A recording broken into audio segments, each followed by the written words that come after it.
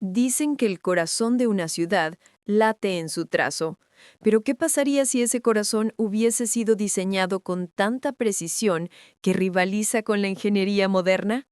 Imagina una ciudad flotando sobre un lago, sostenida por calzadas rectilíneas y canales que servían como calles acuáticas. Un lugar donde los jardines eran auténticos laboratorios botánicos, los mercados hervían con vida y los palacios parecían diseñados para dioses. Estamos hablando de México Tenochtitlan, fundada en el año 1325 en medio del lago de Texcoco, una ciudad que no solo fue el centro del imperio mexica, sino también uno de los experimentos urbanísticos más ambiciosos de la historia. Los cronistas españoles, al llegar en 1519, quedaron atónitos. Hernán Cortés describió que sus plazas eran más grandes y ordenadas que muchas en Europa, que sus mercados superaban en organización a los de Sevilla y que su trazo geométrico parecía planeado con una visión casi futurista. Tenochtitlan no era una ciudad improvisada. Estaba dividida en calpullis, barrios organizados con precisión matemática. Cada uno tenía templos, escuelas, plazas y centros de reunión. Todo formaba parte de un sistema tan armónico que aún hoy los urbanistas lo estudian. Y mientras Europa lidiaba con calles angostas y caóticas, aquí existía un diseño cuadriculado que facilitaba la circulación, el comercio y hasta la defensa militar. ¿Cómo lograron semejante proeza en pleno siglo XV? Esa es la historia que vamos a recorrer juntos, desde sus canales y calzadas hasta sus jardines botánicos, los primeros de América, pasando por el zoológico de Moctezuma, donde se concentraba fauna de todo el continente. Lo fascinante no es solo lo que lograron, sino lo que esa ciudad nos sigue enseñando hoy, en plena era de la megalópolis. Y si creías conocerlo todo, falta el otro lado de la historia. Para entender la perfección urbanística de Tenochtitlan, primero hay que retroceder, no a 1500, no a 1300, más atrás, a una profecía. El pueblo mexica, los futuros constructores de esta maravilla, no siempre habitaron el Valle de México. Eran un grupo nómada, rechazado por muchos, errantes durante más de 2 siglos, buscando una señal que les había sido prometida por sus dioses. Una visión. El águila devorando una serpiente posada sobre un nopal. No era un símbolo decorativo, era una coordenada espiritual, una promesa. Y ocurrió. En el año 1325, entre los islotes pantanosos del lago de Texcoco, los sacerdotes señalaron el sitio. Inhóspito, sí, pero también protegido, rodeado de agua, difícil de conquistar, fértil y con visión estratégica. Allí, donde muchos solo veían fango, los mexicas vieron futuro. No tenían piedra ni madera en abundancia. Lo que sí tenían era ingenio y una devoción casi sobrenatural por el orden. Así comenzó la transformación de un pantano en metrópoli. Primero, estacas, luego, chinampas, islotes artificiales creados con barro y vegetación. No solo eran terrenos cultivables, eran bloques fundacionales. Las chinampas fueron su primer gran invento urbanístico. No eran jardines flotantes, como a veces se dice, eran sistemas hidráulicos estables, sostenidos por raíces y reforzados por ingeniería ecológica. Y entre chinampas, canales. El agua no se resistía, se organizaba. Fluía por avenidas líquidas que servían tanto para transporte como para irrigación. ¿Te suena a ciencia ficción? Pues hay más. Los mexiques desarrollaron compuertas, drenajes y acueductos. Uno de ellos, el de Chapultepec, abastecía de agua potable a toda la ciudad. Agua potable en el siglo XV. Mientras en muchas ciudades europeas la gente arrojaba aguas negras por la ventana, en Tenochtitlan existían normas estrictas de limpieza y separación de residuos. Y no lo hacían por capricho. Era cosmología. El orden del universo debía reflejarse en el orden de la ciudad. Cada canal, cada calle, cada barrio, todo tenía una razón, una lógica, un propósito. Desde el momento de su fundación, Tenochtitlan no fue solo una ciudad, Fue un manifiesto, un acto de fe transformado en ingeniería. Hasta ahora ya tenemos la ciudad fundada y flotando sobre el lago. Pero ¿cómo se organizaba una ciudad que llegó a albergar más de 200.000 habitantes en su apogeo? La clave estaba en los calpullis.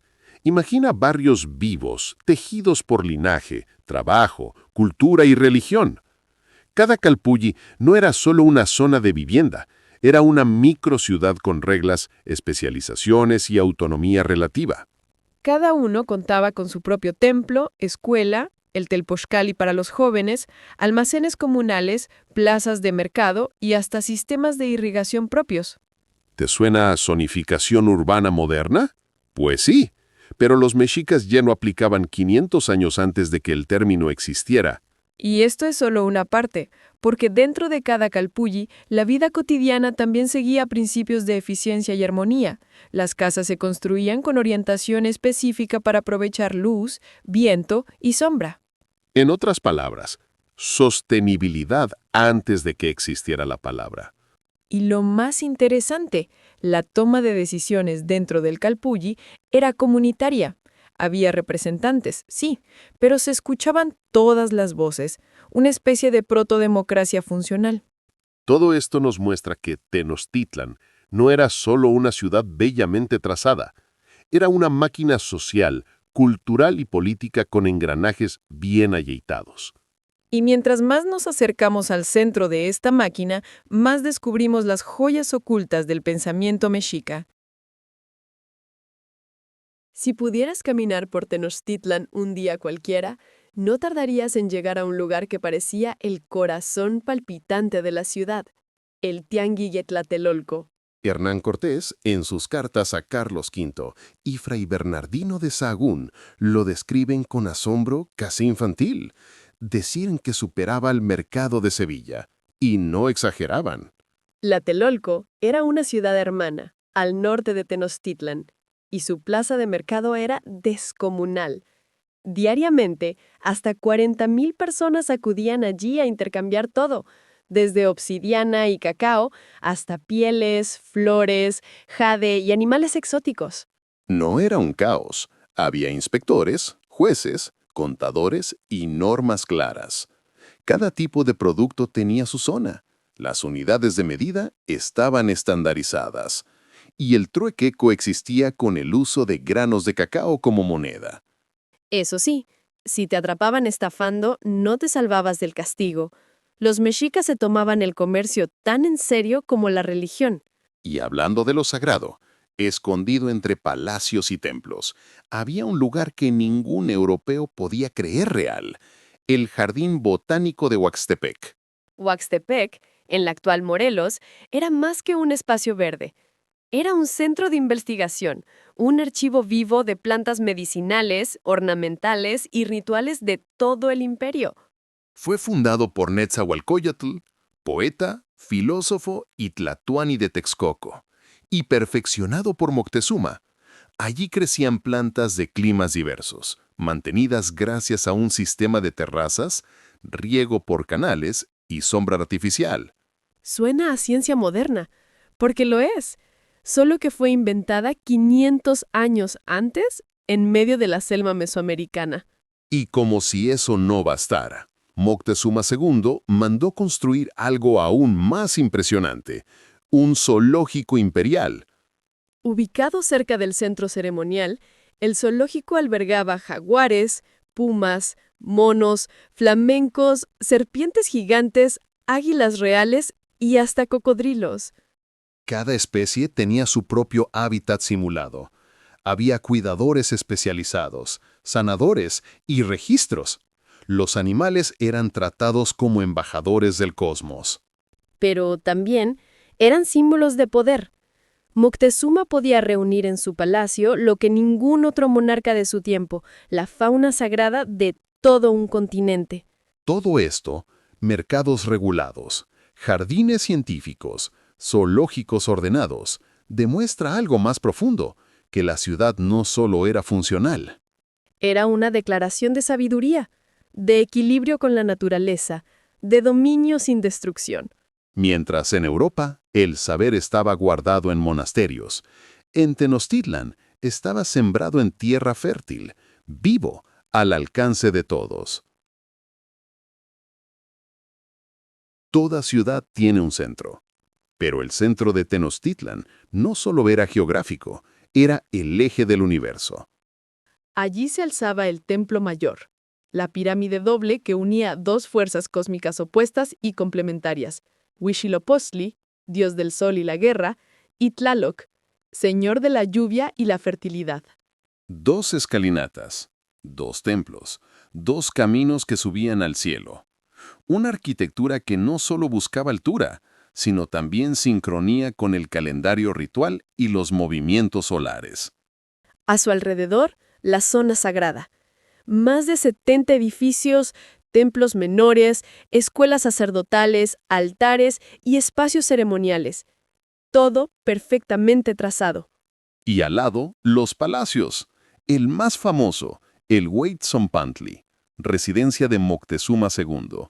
Un laberinto de patios, cámaras, observatorios, baños de vapor y salas de consejo.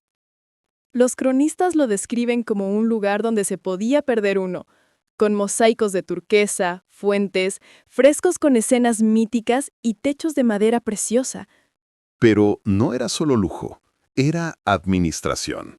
Desde allí se controlaban los tributos de cientos de pueblos, se organizaban campañas militares y se tomaban decisiones diplomáticas. Cada detalle era simbólico: el número de escalones, las piedras utilizadas, la orientación de las puertas, todo hablaba. Todo tenía propósito. Incluso los baños de Moctezuma eran parte del mito. Se dice que usaba agua traída por acueductos desde Chapultepec y que tenía jardines colgantes privados para meditar. Y el Templo Mayor no era solo un lugar de culto, también era un archivo mítico. En sus capas superpuestas, porque fue reconstruida varias veces, se grababa la historia de cada gran tlatoani. Cada ampliación era un acto de poder, de continuidad dinástica, como si cada tlatoani dijera: yo también dialogo con los dioses, yo también protejo este mundo. Era el equivalente a dejar tu nombre en mármol, solo que en piedra volcánica y con sangre ritual. Y sí, en estos templos se realizaban sacrificios, no como actos de barbarie, sino como intercambios cósmicos. La sangre, decían, era el combustible del sol. Para entender Tenochtitlan, hay que dejar atrás el juicio moderno. Hay que entrar en su lógica, su orden, su equilibrio. Donde otros veían pirámides, los mexicas veían ejes del universo. Donde nosotros vemos ruinas, ellos vieron eternidad. Ya hablamos del trazo perfecto, de los templos que tocaban el cielo, pero ¿cómo era vivir allí? ¿Cómo era ser uno más en la enorme maquinaria de Tenochtitlan? Para empezar, todos, absolutamente todos los niños mexicas iban a la escuela, desde los más humildes hasta los hijos de nobles. La educación no era un privilegio, era un deber cósmico. A los varones los enviaban al Telpochcali si eran de clase común, donde aprendían historia, combate, agricultura y valores como la disciplina y el respeto. Y si eras noble, ibas al Calmecac, donde se formaban sacerdotes, astrónomos, jueces y consejeros. Allí estudiaban códices, cantaban poesía ritual y memorizaban calendarios astronómicos. ¿Y las mujeres? Su rol era diferente, pero no menos importante. Eran educadas en casa, en habilidades domésticas, medicina tradicional, herbolaria, y muchas se convertían en parteras, curanderas o poetisas. En los mercados, las mujeres tenían un rol central. Comerciantes, tejedoras, artesanas y algunas tan influyentes como los hombres. La estructura familiar era sólida. Cada hogar era autosuficiente. Cultivaban maíz, frijol, calabaza, criaban guajolotes y recolectaban agua con técnicas de captación pluvial. Y aquí viene algo que sorprende a muchos. Existían baños de vapor llamados temazcales. No eran lujos, eran parte de la rutina. Servían para purificación, terapia y medicina preventiva.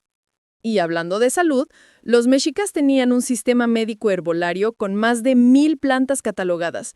Sabían tratar fracturas, mordeduras, infecciones, con un conocimiento transmitido generación tras generación. No todo era espiritualidad y guerra. La vida cotidiana era profundamente práctica. Ropa de algodón, utensilios de obsidiana, chinampas como huertos caseros. Tenochtitlan también era una ciudad del trabajo diario. Y eso se notaba en sus rituales diarios. Cada acción, moler el maíz, prender el fuego, barrer el patio, tenía un sentido ceremonial, una forma de agradecer y mantener el equilibrio del cosmos. ¿Te imaginas una ciudad donde la cotidianidad esté impregnada de significado? ¿Donde incluso el acto de respirar puede tener carga sagrada? Eso era Tenochtitlan, una ciudad donde el día a día no era mundano, era cósmico. Desde la risa de un niño aprendiendo a sembrar, hasta la canción que una abuela cantaba al preparar tortillas. Cada detalle era parte del gran orden. Y ese orden, como veremos, también fue su escudo y su talón de Aquiles. Tenochtitlan era belleza, pero también fortaleza. Rodeada por el lago de Texcoco, sus calzadas eran tan estrechas que podían ser destruidas en segundos para aislar la ciudad en caso de ataque. Una defensa natural que parecía diseñada por un estratega moderno. Solo 3 calzadas principales conectaban la ciudad con tierra firme, al norte, al sur y al oeste. Y todas estaban elevadas, con puentes móviles de madera. Durante la noche, esos puentes se alzaban, y si el enemigo intentaba avanzar, se encontraba con una muralla de agua y flechas cayendo desde las torres. Y no olvides a los guerreros Jaguar y Águila, las élites militares mexicas.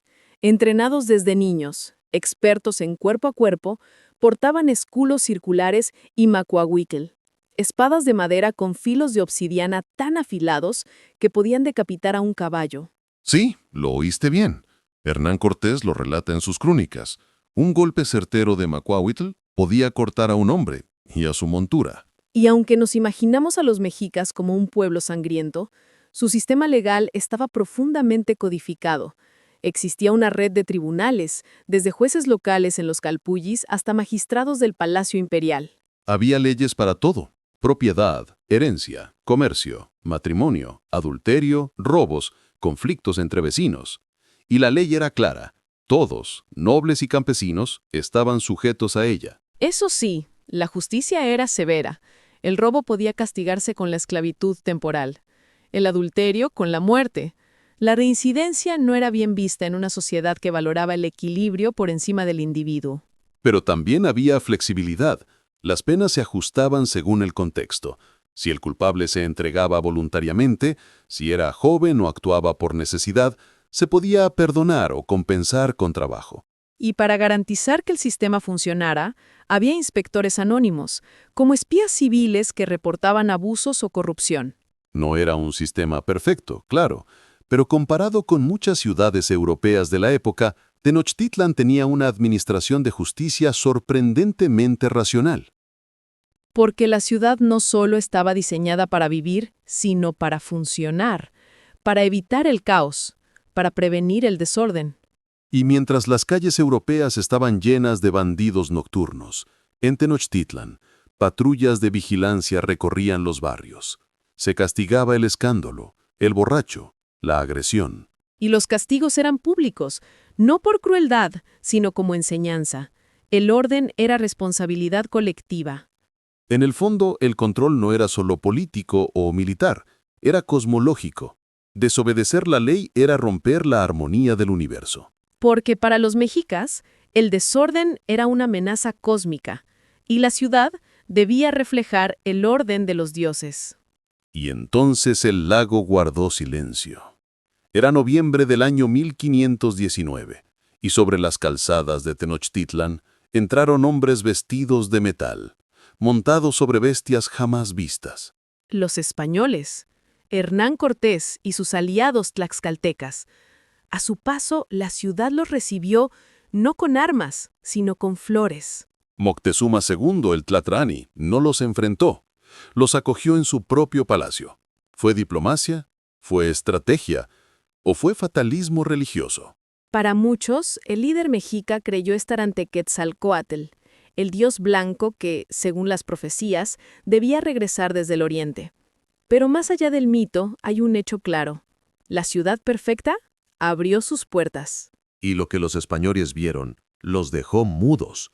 Cortés escribió que no había en Europa ciudad que pudiera compararse con ella, ni en traza, ni en limpieza, ni en abundancia. Pero el asombro pronto se convirtió en codicia. Oro, jade, plumas, textiles. Los templos fueron profanados, los dioses derribados. La tensión crecía como el humo, hasta que en junio de 1520 la ciudad explotó en rebelión. Fue la noche triste. Los mexicas se alzaron, los canales se llenaron de sangre, los puentes fueron destruidos y Cortés, herido, huyó entre cadáveres. Pero regresó, un año después, con más aliados, más armas y con una ciudad sitiada, hambrienta, aislada. Tenochtitlan resistió hasta que ya no pudo más. Fue el 13 de agosto de 1521. Cuauhtémoc, el último tlatoani, fue capturado y la ciudad... La ciudad perfecta fue destruida, piedra por piedra. No quedó templo en pie. Los palacios se convirtieron en ruinas, los canales en basura. Sobre sus restos, los españoles alzaron otra ciudad, la Ciudad de México. Pero algo resistió. Algo quedó sembrado bajo la piedra colonial. La traza, el eco, la memoria.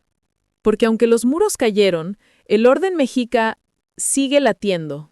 En los nombres de las calles, en los calendarios, en los rituales que sobreviven. Y en cada excavación del centro histórico, que revela que debajo de lo moderno sigue palpitando la ciudad invisible. Si has llegado hasta aquí, tú también formas parte de esta historia. Y si te sorprendió tanto como a nosotros, dale like, suscríbete al canal y activa la campanita, porque este viaje apenas comienza. Tenochtitlan cayó, pero no desapareció. Hoy caminamos sobre ella sin saberlo. Debajo de la Catedral Metropolitana, bajo la plancha del Zócalo, bajo los cafés, las oficinas, los camiones, sigue respirando el corazón de la ciudad antigua. Y no es metáfora.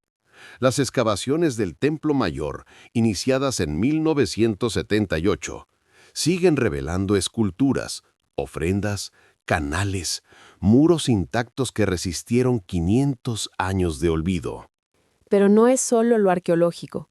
El mapa del centro histórico aún respeta la traza de calzadas mexicas. Las avenidas Insurgentes, Tlalpan, Tacuba, siguen líneas invisibles que ya existían antes del concreto. En los barrios como Mixquic, Xochimilco, Coyoacán, la organización comunitaria y la tradición de los calpullis sigue viva, con otros nombres, pero con el mismo espíritu. Y en Xochimilco, las chinampas siguen dando frutos. ¿Sí? 500 años después, ese sistema agrícola milenario sigue produciendo comida para la megalópolis. Los biólogos y urbanistas modernos lo estudian, porque en un mundo que colapsa bajo el peso del concreto, las chinampas representan un modelo de agricultura sostenible. La traza urbana, la lógica de los espacios, la conexión entre ciudad y cosmos, están volviendo, no como nostalgia, sino como propuesta de futuro. De hecho, cada vez más arquitectos y planificadores reconocen lo que los mexicas ya sabían, que no se puede construir una ciudad sin preguntarse primero ¿qué orden del mundo estamos reflejando? Tenochtitlan fue una ciudad trazada con sentido. Cada piedra, cada canal, cada plaza tenía una razón. Y aunque muchos la pisamos sin verla, su legado está en cada esquina donde el pasado y el presente se chocan y se reconocen. En los nombres náhuatl que sobreviven, en los rituales del Día de Muertos, en el fuego que todavía encienden los danzantes en el Zócalo. Tenochtitlan no es un recuerdo, es una presencia, una advertencia, una inspiración. Y ahora vuelve a imaginarla, la ciudad que surgió del lago, dibujada por una profecía, perfeccionada por el ingenio, consagrada por los dioses. La ciudad que convirtió el lago en caminos, que entendió que la agricultura podía flotar, que convirtió cada rincón en un espacio con alma. Una ciudad donde el mercado era más ordenado que un banco europeo, donde los templos estaban alineados con los astros, donde cada barrio sabía quién era y para qué existía. Tenochtitlan no fue solo una joya mesoamericana. Fue una visión de ciudad que aún no hemos alcanzado. Una ciudad que supo equilibrar naturaleza, sociedad y cosmos. Que usó el poder no solo para dominar, sino para armonizar. Y que nos sigue diciendo, desde las entrañas del asfalto, no todo está perdido. Recuerda cómo se hacía. Tenochtitlan cayó, pero su trazo sigue ahí, como una cicatriz luminosa bajo la piel de una ciudad que aún no se ha reconciliado con su origen. ¿Y tú, que has caminado con nosotros por sus calzadas invisibles? Ahora, también eres parte de su historia. Porque conocer su urbanismo es entender su alma.